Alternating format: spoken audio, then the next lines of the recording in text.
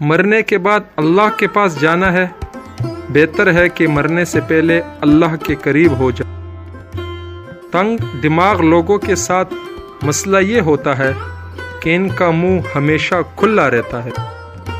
جس کاپی پر تمام مضامین کی ذمہ داری ہوتی ہے، اکثر وہ رف کاپی بن جاتی ہے۔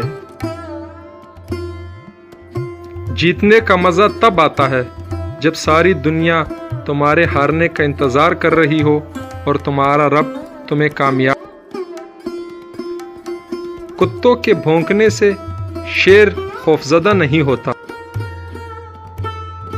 گھریلو فیصلے کرنے کے لیے باہر کے بندے کی ضرورت پڑ جائے تو سمجھ لینا کہ آپ کا خاندان تباہ ہو چکا ہے۔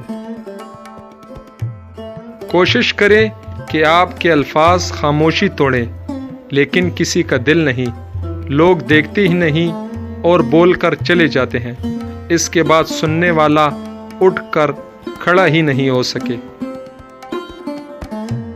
خاموشی بہترین ہتھیار ہے، خاص طور پر اس وقت جب لوگ آپ سے چیخنے کی توقع کریں۔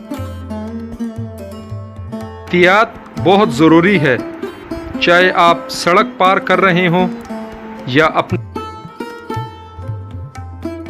خاندانی لوگوں کو تکلیف میں دیا ہوا پانی بھی یاد رہتا ہے اور بدخصلت لوگوں کو دیا ہوا خون بھی بھول